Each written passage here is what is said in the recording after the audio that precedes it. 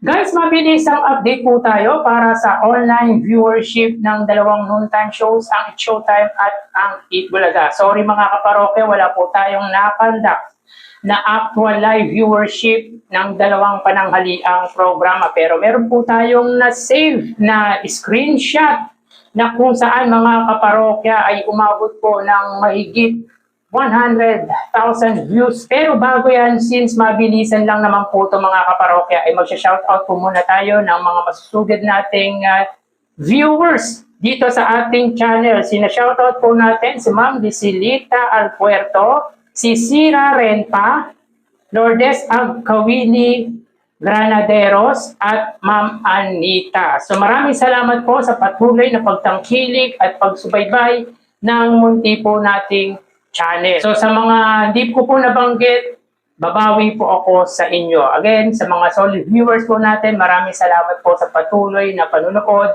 at pananatili sa aking munting channel.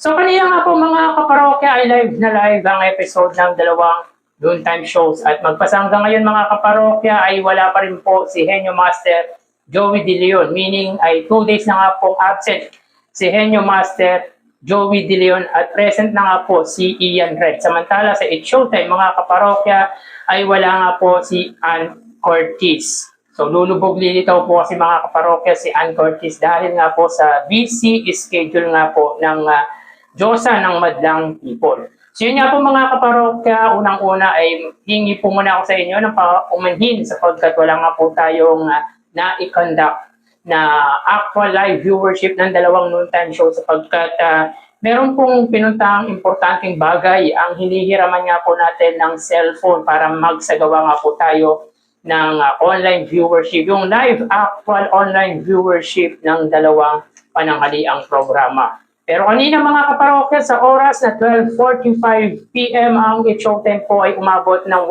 102,000 viewers at sa segment po yan na laro pick. Samantala ang Eat Bulaga ay umabot lamang ng 95,000 viewers at sa segment naman po yan na The Age is Right. So after almost 40 minutes, ang It's Showtime po ay umabot ng 134,000 viewers at ang Eat Bulaga naman po ay 99,000 viewers at sa segment po yan na Sugod Bahay. Dito makikita yung pinaka-peak ng viewership ng pananghaliang programa ng Madlang People. So 134,000 views po ang naabot ng It's Showtime. Ito po ang pinakamataas na views ng Madlang People noontime show para sa araw na ito. Pero dito mga kaparokya, kahit 99,000 views lamang po ang naabot ng It's Showtime, ay kita po natin na bagyang tumaas naman po ang viewership nito mula po sa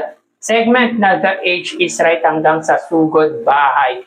Yung 134,000 mga kaparokya, ito po yung end ng elimination round ng laro pick. Kung baga mga kaparokya, ito po yung papa-commercial or magko-commercial na nga po ang It's Showtime papasok ng jackpot round ng laro pick. So 134,000 para sa It's Showtime, 99,000 views naman po para sa Eat Bulaga. So kung anong taas naman po mga kaparokya na naabot ng It's Showtime sa laro pick, siya naman pong baba.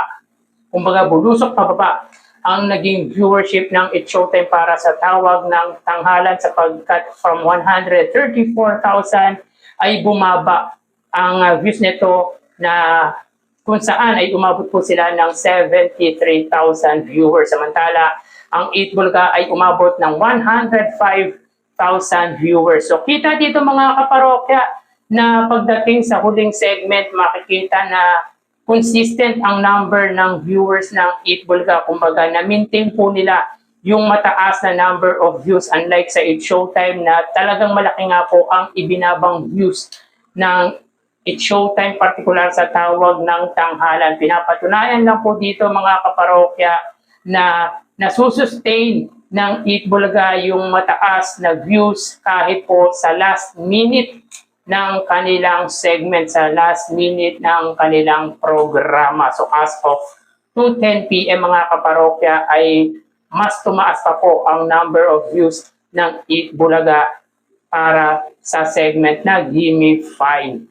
So dito mga kaparokya, from 134 views ay talagang kitang-kita na malaki nga po ang ibinaba na viewership ng It Showtime. Samantala sa Itbulaga naman po mga kaparokya ay consistent at na-maintain nga po nila yung viewership nila ng more than 100,000 viewers.